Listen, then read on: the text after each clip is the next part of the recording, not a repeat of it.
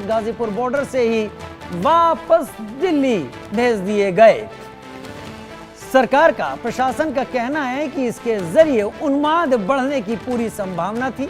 स्थितियों को संभाला जा रहा है, लेकिन तीनों सांसदों को पुलिस ने आगे बढ़ने नहीं दिया।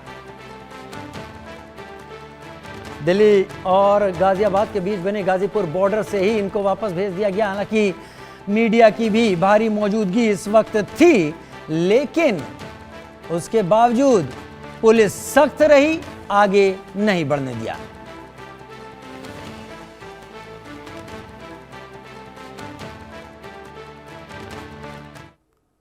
उधर समाजवादी पार्टी के इस डेलीगेशन में कुल 14 नेता थे, जिन्हें शनिवार को बरेली जाने से रोक दिया गया। कैराना की सांसद इकरा हसन, रामपुर के सांसद मुहिबुल्लाह नदवी और मुजफ्फरनगर के सांसद हरेंद्र मलिक को दिल्ली गाजियाबाद बॉर्डर पर रोका गया। इस पूरे मामले पर समाजवादी पार्टी की सांसद इकरा हसन से हमारे सहयोगी ने बात की है। हमारे साथ बातचीत करने के लिए समाजवादी पार्टी की सांसद इकरा हसन जी मौजूद हैं। इकरा जी, जो आज समाजवादी पार्टी का डेलीगेशन जो बरेली जा रहा था, उसको जो यूपी बॉर्डर है वहीं से वापस भेजा गया, जिसमें आप भी मौजूद थी, किस तरीके की परिस्थिति अभी आप देख रही हैं? देखिए, सीधा साफ तौर पे हम तानाशाही का माहौल देख रहे हैं। ये एक अनडिक्लेयर्ड इमरजेंसी से कम नहीं है। जिस तरीके से अलग अलग थानों से वहाँ पर पुलिस प्रशासन मौजूद था, हम लोग कोई क्रिमिनल्स नहीं है। हम जनप्रतिनिधि भी हैं, हमारा अधिकार भी है और हमारा दायित्व भी है कि हम लोग बरेली पे जो घटना घट रही है, हम लोग सभी यूपी के रहने वाले हैं। अलग अलग जगहों से हमारा प्रतिनिधि मंडल बरेली का रुख कर रहा था। तो किस वजह से रोका जा रहा है, ये तो प्रशासन भले से जानता है। ये सिर्फ सत्ता के जो फरमान है तानाशाही के, उनके आदेशों का पालन कर रहे हैं। प्रशासन भूल गया है कि उनकी भी कोई एथिक मॉरल रिस्पॉन्सिबिलिटी है। और हम लोग वहाँ पर सिर्फ संवाद कायम करने के लिए, पीड़ितों से मिलने के लिए, उनकी पीड़ा को जानने, समझने और उठाने के लिए जाना चाहते थे। और ये आज नहीं तो कल हम जाएंगे, ये हमें नहीं रोक सकते। लेकिन ये कहा जा रहा है कि चीज़ें अभी नॉर्मल हो गई हैं। अगर आप लोग जाते हैं, समाजवादी पार्टी का जो डेलीगेशन है वो अगर वहाँ पहुँचेगा, तो कहीं ना कहीं दोबारा से प्रॉब्लम क्रिएट हो सकती है। अगर नॉर्मल हो गई है तो क्यों रोका जा रहा है हमें? फिर क्या दिक्कत है? क्या हमेशा के लिए बरेली से हमें बॉयकॉट करवा सकते हैं? ये तो बेफिजूल की इनकी बातें हैं। ये अपनी हरकतें, जिस तरीके से इन्होंने लोगों को, वहाँ के लोगों के साथ नाइंसाफ़ी करी है, उन्हें प्रताड़ित किया है, बस उस वाक्य को छुपाना चाहते हैं। और अब ऐसी चीज़ों पे उतर आए हैं, फिर से बुलडोज़र ले आए हैं। इनकी जो सियासी ज़मीन है वो अब बिल्कुल खिसक चुकी है। पीडीए अब उत्तर प्रदेश में मजबूत हो चुका है। समाजवादी पार्टी लगातार बढ़ोतरी बना रही है और उसी से ये बौखला आ गए हैं। इसीलिए हमें वहाँ जाने नहीं देना चाह रहे। लेकिन ये कितना भी जोर लगा ले, संविधान के मूल्यों तहत ये देश चलेगा। अभी इस देश में लोकतंत्र है और भाजपा सरकार को उसके अधीन रहना पड़ेगा। या तो भाजपा माने कि वो संविधान को नहीं मानते हैं, और अगर मानते हैं तो फिर उन्हें अपनी करतूतों को संवारना पड़ेगा। आपके कई नेताओं को हाउस अरेस्ट भी किया गया है, लखनऊ में भी रोका गया, संभल में भी रोका गया, तो आगे की रणनीति अब आपकी क्या रहने? जी, हम पहले संभल जब हम जा रहे थे तब भी हमें ऐसे रोका गया था, यही बेफिजूल के बहाने बनाकर कि वहाँ पर माहौल ख़राब हो जाएगा। हम लोग कोई चोरों चक्के उपद्रवी नहीं हैं, हम लोग जनप्रतिनिधि हैं और हमें कोई आपत्ति नहीं थी प्रशासन की निगरानी में वहाँ जाने से। हम उसके लिए भी तैयार थे, लेकिन ये लोग सीधी तानाशाही पे अब उतर आए हैं, ये उसके लिए भी तैयार नहीं हुए। अब आगे क्या हमारा ये रहेगा कि आज नहीं तो कल हम वहाँ जाएंगे ज़रूर, और हमें कोई आपत्ति नहीं है प्रशासन हमारे साथ रहे। हम लोगों से सिर्फ संवाद कायम करना चाहते हैं। हमारी कोई और एजेंडा, कोई मंशा नहीं है, सिर्फ और सिर्फ वहाँ के लोगों की पीड़ा को सुनना और उनकी मुद्दे को उठाना, और ये हम करके रहेंगे। जी बिल्कुल। तो साफ तौर पर इकरा हसन ने हमसे बात करी और उनका ये कहना है कि सरकार तानाशाही पर उतर आई है और सपा का जो डेलीगेशन है वो बरेली जाकर रहेगा। मैं आरजू सेठ, कैमरा पर्सन राजू के साथ, इंडिया न्यूज़, दिल्ली। उधर आई लव मोहम्मद कैंपेन को लेकर उत्तर प्रदेश में सियासत गर्माती जा रही है। बरेली में हुए बवाल के बाद रामपुर से समाजवादी पार्टी के सांसद मुहिबुल्लाह नदवी आज बरेली जा रहे थे, पुलिस ने रोक दिया। इस पूरे मामले पर सांसद नदवी ने इंडिया न्यूज़ से बात की है। इस वक्त हमारे साथ बातचीत करने के लिए सपा सांसद नदवी जी हैं। नदवी जी, आप लोग आज बरेली जा रहे थे, जहां पर हमने देखा बीते दिनों किस तरीके से दंगा देखने को मिला, लेकिन आप लोगों को रोका गया है, यूपी दिल्ली बॉर्डर से वापस भेजा गया है, क्या कुछ कहना चाहिए?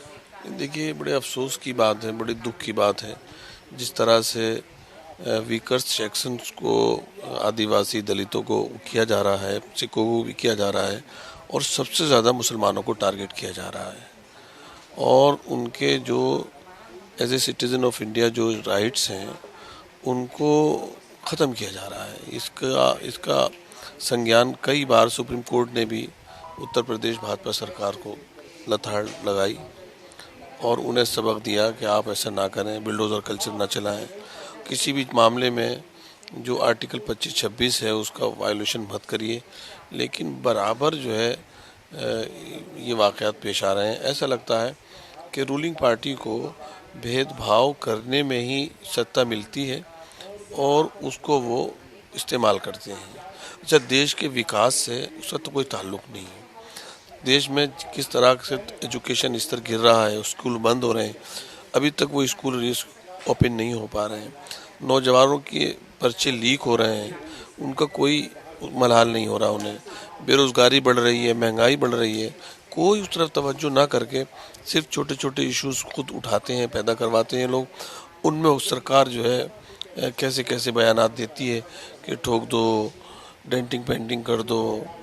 ये सब अल्फाज एक जिम्मेदार पद पर रहने वाले शख्स को कभी नहीं बोलना चाहिए, इसलिए कि उसने शपथ ली है ईश्वर के नाम से कि वो भेदभाव नहीं करेगा शहरियों के दरमियान, वो देश की एकता और अखंडता को मजबूत करेगा, उसके खिलाफ नहीं जाएगा।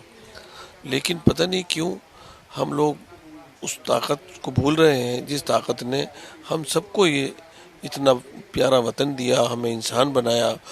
और लेकिन बात करें तो ये कहा जा रहा है, आप लोगों पे आरोप भी लग रहे हैं कि आप लोग अगर वहाँ जाएंगे तो माहौल और ख़राब हो सकता है। पुलिस ने भी सिक्योरिटी कंसर्न जो है, लॉ एंड ऑर्डर कंसर्न जो है वो बताया। देखिए, वहाँ पर नेट बंद किया हुआ है और जिस तरह से छन छन की खबरें आ रही हैं कि पुलिस की ज़्यादती बहुत ज़्यादा हो रही है और बेगुनाह लोगों को फंसाने का काम किया जा रहा है, उनके घरों, दुकानों, मकानों पर चिन्हित करके जो है उनको निशाना बनाया जा रहा है। और जब एक डेलीगेशन डीएम साहब के पास जा रहा था तो रास्ते में ही पुलिस को बदतमीजी करने की क्या ज़रूरत थी?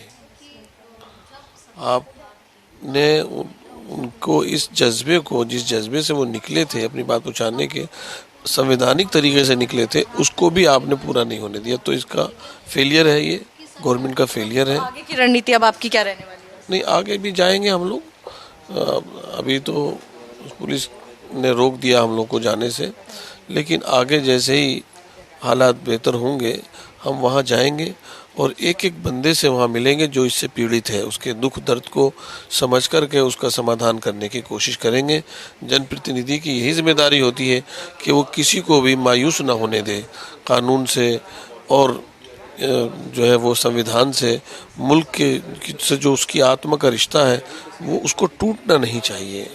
बहुत बहुत शुक्रिया। साफ तौर पर कहना ये है कि जो डेलीगेशन है वो ज़रूर जाएगा, हालात जैसे ही सामान्य होंगे। जो दंगों में जो लोग पीड़ित हैं उनसे मिलने के लिए सपा सांसद है, जो डेलीगेशन है वो ज़रूर जाएगा और उनसे मुलाकात करेगा। मैं आरजू सेठ, कैमरा पर्सन राजू के साथ, India news x, Delhi. Uttar Pradesh Bareilly में 26 सितंबर को हुए बवाल के बाद हालात तनावपूर्ण बने हुए हैं और इसको लेकर कानून व्यवस्था से जुड़े मुद्दों का जायजा लेने के लिए समाजवादी पार्टी ने अपना डेलीगेशन बरेली भेजा। इस प्रतिनिधिमंडल को रोका गया जिसमें मुजफ्फरनगर से समाजवादी पार्टी के सांसद हरेंद्र मलिक शामिल थे। हरेंद्र मलिक ने भी इंडिया न्यूज से खास बातचीत की, सुनते हैं। बरेली हिंसा के बाद आज समाजवादी पार्टी का जो डेलीगेशन है वो बरेली जा रहा था, लेकिन उनको रास्ते से ही वापस भेजा गया है। जो सपा के नेता हैं उनको हाउस अरेस्ट किया गया है। हमारे साथ हरिंदर सिंह मलिक जो सपा के सांसद हैं वो मौजूद हैं। सर, आप ही के घर से जो दिल्ली के सांसद थे वो निकले थे, लेकिन उनको यूपी दिल्ली बॉर्डर से ही वापस भेजा गया है। किस तरीके की आपकी प्रतिक्रिया है इस पूरे मामले? देखिए, हम लोग बरेली जाना चाहते थे। जिस तरह का पुलिस का व्यवहार था वो निंदनीय था। जिस प्रकार बिना किसी कानून के, बिना किसी आदेश के बलात् हम लोगों को रोका गया, वो लोकतंत्र के प्रतिकूल है, वो हमारी संवैधानिक व्यवस्थाओं के प्रतिकूल है। हमें अपने स्वतंत्र विचरण का अधिकार है देश के अंदर कहीं भी। अब तो ये देश में वीज़ा लगाएंगे क्या? कौन कहाँ जाएगा, कौन नहीं जाएगा? ये क्या छुपा रहे हैं जो हम लोगों को जाने से रोक रहे हैं? ऐसा क्या छुपा रहे हैं, क्यों रोक रहे हैं? ये कोई इन पर बताने का कारण नहीं है। हमें लगता है कि इन्होंने वहाँ कमेरों के साथ, मेहनत कश लोगों के साथ बहुत जुल्म ज्यादती की है उनको टारगेट करके किया, उसको छुपाने के लिए अब अधिकारी अपने कुकर्त को बचने के लिए ये सरकार को गुमराह करके, या सरकार की मंशा से किया गया कुकर्त था, ये जानबूझ करके ऐसा कर रहे हैं कि सच्चाई सामने ना आवे। हम जाएंगे तो प्रेस भी जाएगी, प्रेस जाएगी, हम जाएंगे देखेंगे, वो बात चर्चा में आएगी, परिचर्चा में आएगी, इसलिए रहेगा। वैसे भी ये कानून से तो डरते नहीं। माननीय सर्वोच्च न्यायालय कई बार प्रतिकूल टिप्पणियां दे सका, कुछ कहा बुलडोजर नहीं चलेगा, बुलडोजर अब भी चल रहा है, रोज चल रहा है, कोई नहीं रोकता है। जवानी रोज लंगड़ी अब भी हो रही है, पहले भी हो रही थी। तो ये ऐसे मामले हैं जिनको देख करके डर लगता है। ये कहाँ होगा, क्या होगा, ये बड़ा अजीब किस्सा। हम कहाँ जी रहे हैं, कहाँ रह रहे हैं, ये पता लगता। हमारा संविधान तो सबको बराबर का दर्जा देता है। लेकिन आप लोगों के ऊपर कई सारे सवाल खड़े किए जा रहे हैं। कहा जा रहा है कि आप लोग वहां जाकर माहौल बिगाड़ सकते हैं, नौटंकी जो है वो की जा रही है यहाँ पे डेलीगेशन ले जाकर। आपको हम नौटंकी के कलाकार लगते हैं? नौटंकी वो कर रहे हैं जो हम लोगों को रोक रहे हैं, बीच सड़क में रोक रहे हैं। और देखिए ये गलत परंपरा डाल रहे हैं। आज तो हमें रोका गया है, कल हमारी सरकार है आएगी तो आपका क्या होगा, इस पर विचार करना चाहिए उन्हें। सरकार कभी किसी की सदा नहीं रही, हम लोगों को रोक रहे हैं। हम माहौल बिगाड़ सकते हैं? हमारे क्षेत्रों में माहौल क्यों नहीं बिगड़े? माहौल वो बिगाड़ते हैं जो उस दिन दंगे के दिन वहाँ थे। उनको सीने सजा देनी चाहिए, उन अधिकारियों को चिन्हित